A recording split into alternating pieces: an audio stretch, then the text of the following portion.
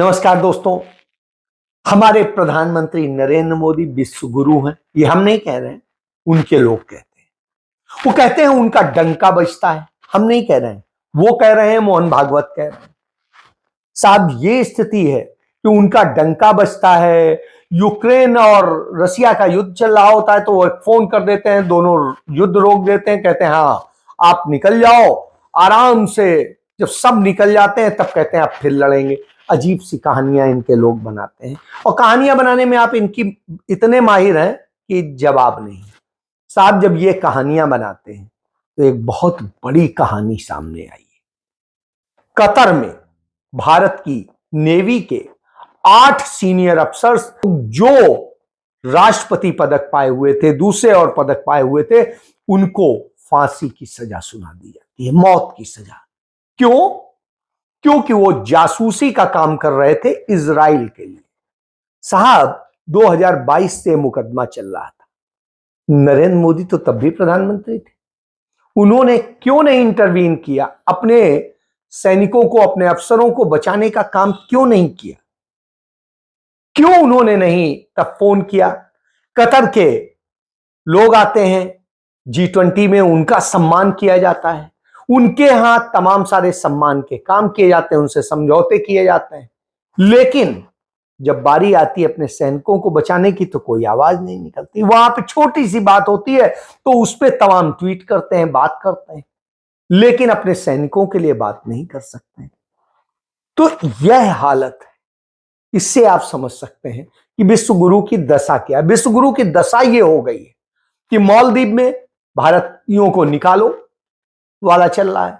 साहब जो हमारे टुकड़ों पलता था, कमोबेश यही स्थिति नेपाल में है, यही स्थिति श्रीलंका में है, यही स्थिति बगल में और तमाम देशों में हो रही है, बर्मा में है, कहां पे, और सब जगह चीन की एंट्री हो रही है। और उस चीन की जिसका चा नाम लेने में भी न सिर्फ नरेंद्र मोदी, मोहन भागवत को भी डर लगता है। तो आप समझिए कि इस दशा में है। इसको लेकर सुप्रिया श्रीनेत्र ने बड़ा अच्छा बताया। भारत की नौसेना के 8 पूर्व अधिकारियों को कतर में सजाए मौत सुनाई गई है, सजाए मौत का ऐलान हुआ है। ये देश स्तब्ध है, पीड़ा में है, दुखी है, परेशान है। मोदी सरकार का कहना है कि वो स्तब्ध और शॉक्ड है, पर वो शॉक्ड कैसे है? अगस्त 2022 से ये 8 नौसेना के पूर्व अधिकारी कतर की जेलों में हैं। उन पर मुकदमा चल रहा है जिसके चार्जेस, जिसका आरोप तक सार्वजनिक नहीं किया गया है, और ऐसी आशंका थी कि ऐसा कुछ हो सकता है। तो सरकार हाथ पे हाथ धरे क्यों बैठी रही? सरकार ने चिंताओं की, सरकार ने शिकायतों की, सरकार ने सवालों की अवमानना क्यों की? हम आज इस कगार पर कैसे पहुंच गए कि हमारे 8 नौसेना के पूर्व अधिकारी मौत की सजा का सामना कर रहे हैं?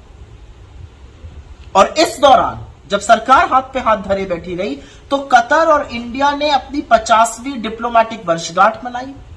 इस दौरान प्रधानमंत्री मोदी ने कतर को फीफा वर्ल्ड कप की बधाई दी। इस दौरान प्रधानमंत्री ने कतर के शासक को यहां पर बुलाकर उनका खूब स्वागत सम्मान किया G20 में। तो उनसे 8 पूर्व नौसेना के अधिकारियों के जीवन की, उनकी सुरक्षा की बात क्यों नहीं की गई? सोचिए क्या बीत रही होगी उनके परिवारों पर और शुभचिंतकों पर। और सरकार ने न सिर्फ उनके परिवारों की या एक्स सर्विसमैन लीग की अवमानना करी, पर सरकार ने नजरअंदाज किया विपक्ष के सवालों को, और आज उसका नतीजा है कि हम इस कगार पर आ पहुंचे हैं। लगातार कांग्रेस पार्टी के सांसदों ने, हमारे अध्यक्ष ने इस मामले को सदन में भी उठाया और सरकार से जवाब मांगा कि हम लोग क्या कर रहे हैं, हम क्या कार्रवाई कर रहे हैं कि 8 पूर्व नौसेना के अधिकारी सुरक्षित वापस घर लौटे। और तब सरकार ने इसकी अवमानना करी। आज वो मुकाम पर हम आ गए हैं जब सरकार को वो हर प्रयास करना पड़ेगा जो सुनिश्चित करे कि हमारी नौसेना के पूर्व अधिकारी वापस अपने घर सुरक्षित लौटे। बड़ी बड़ी लच्छेदार बातें करना और राष्ट्रवाद पर ज्ञान देना एक बात है, लेकिन सेना के, नौसेना के, एयरफोर्स के किसी भी जाबाज के शौर्य और पराक्रम का सही सम्मान तब है जब उनकी सुरक्षा हम सुनिश्चित कर सके। तो आज वो हर संभव प्रयास करना पड़ेगा सरकार को, जिससे ये 8 नौसेना के पूर्व अधिकारी सुरक्षित वापस अपने घर लौटे। चाहे वो डिप्लोमेटिक लेवल पर हो, चाहे वो राष्ट्राध्यक्षों को बात करनी पड़े, लेकिन जरूरी है कि इनकी वापसी और सुरक्षित वापसी सुनिश्चित की जा सके। ये एक दशा नहीं है, इसके बाद भी बहुत सारी चीजें हैं। हालात ये है कि इस देश के लोगों को कैसे बर्बाद किया जाए, भूखों मारा जाए, उसकी स्थिति बनाई जा रही है। किस तरीके से आपकी थाली महंगी कर दी गई, रोटी महंगी कर दी गई। महंगाई मैन मोदी की नजर अब सीधा आपकी थाली पर पड़ गई है। आप किसी तरह जुगाड़ करके 2 वक्त की रोटी आखिर खा कैसे रहे हैं, ये भी मोदी सरकार को रास नहीं आया। इसीलिए अब मोदी महाशय ने रोटी महंगी कर दी है। न रोटी खा पाओगे, न आवाज उठा पाओगे। एक रिपोर्ट के मुताबिक गेहूं की बढ़ती कीमतों ने अब तक 8 महीनों का रिकॉर्ड तोड़ दिया है। पिछले कुछ ही वक्त में गेहूं की कीमत में 22% का भारी इजाफा हुआ है। आज की तारीख में गेहूं की थोक कीमतें 1.6% बढ़कर 27,390 रुपए प्रति टन हो गई है। आसान भाषा में कहें तो थोक खरीद में 1 किलो गेहूं करीब 28 रुपए का पड़ रहा है। अब अंदाजा लगाइए कि मंडी, आड़ती, गाड़ी का भाड़ा, टैक्स, मील, चक्की, दुकानदार, इस लंबे प्रोसेस से गुजरने के बाद 1 किलो आटे की कीमत कहां आसमान पर पहुंचेगी। मोदी सरकार गेहूं पर 40% इंपोर्ट ड्यूटी लगाती है, इसीलिए आपकी रसोई में आटा इतना महंगा पड़ता है। जब गेहूं महंगा होगा तो जाहिर सी बात है कि रोटी, ब्रेड, बिस्किट और केक समेत तमाम खाने की चीजें अपने आप महंगी हो जाएंगी। पीएम मोदी देश की जनता को भूखा मारने की तैयारी में है। खुद तो खाए महंगे मशरूम, 10-10 लाख के सूट पहने, लेकिन गरीब जनता को 2 वक्त की रोटी और तन पर कपड़ा तक नहीं छोड़ना चाहते हैं साहब। रोटी महंगी कर दी, सिलेंडर 1200 रुपए में खरीदना पड़ रहा है। आपने 1 किलो टमाटर 200 रुपए में खरीदा। जनता को लूटते लूटते मोदी ने अडानी को मालामाल कर दिया। देश की गरीब जनता और उनके आंसुओं से तानाशाह को कोई फर्क नहीं पड़ता। आप भूखे रहें, मरे या जिए, मोदी जी को क्या ही फर्क पड़ता है। पिछली मनमोहन सिंह सरकार ने 27 करोड़ लोगों को गरीबी रेखा से निकाल के ऊपर मिडिल क्लास में लेके आए थे। इस सरकार ने उससे ज्यादा लोगों को धकेल दिया फिर से गरीबी की स्थिति में। और सब कोई जानता है 81 करोड़ लोग 5 किलो अनाज पर जीवित है। 90 करोड़ युवा बेरोजगार है। यह दशा हो तो आप कल्पना करिए कि क्या हालत बना दी है।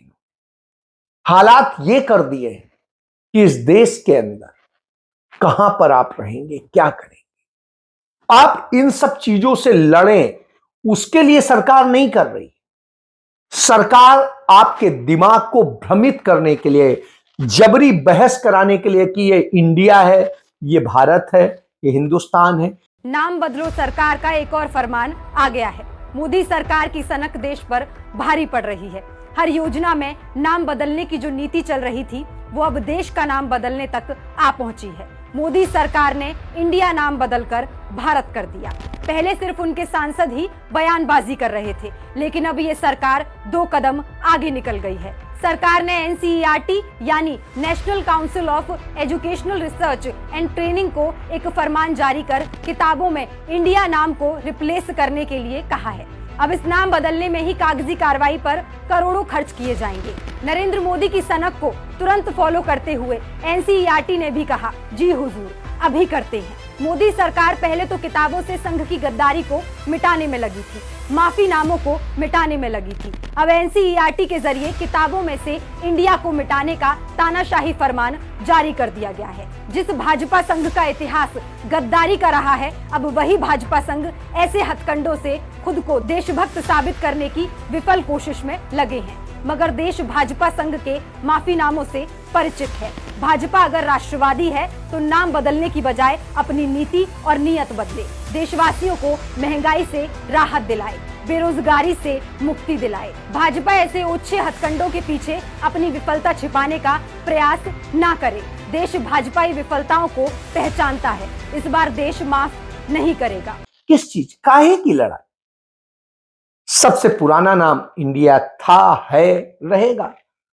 उसके बाद में उसी में संविधान में कहा गया है इंडिया दैट इज भारत। तो दोनों एक है, लेकिन आप उसको कुछ भी कहिए, लेकिन उसके लिए करोड़ों रुपया खर्च करके एनसीईआरटी को कहा गया कि आप सब जगह बदलिए। नाम बदलने में कितना बड़ा खर्चा आता है। उतने में हजारों युवाओं को नौकरी मिलेगी जो जिंदगी भर की सैलरी के बराबर। लेकिन साहब वो तो देनी नहीं। इस देश को बेरोजगार रखना है, बर्बाद रखना है, लेकिन अपना नैरेटिव सेट करना है। यही नरेंद्र मोदी के तुगलकी फरमान है। और इन तुगलकी फरमान में ये विश्वगुरु बनने के चक्कर में देश का बेड़ा गर्क कर रहे हैं। यह बात हम सबको समझनी चाहिए। जय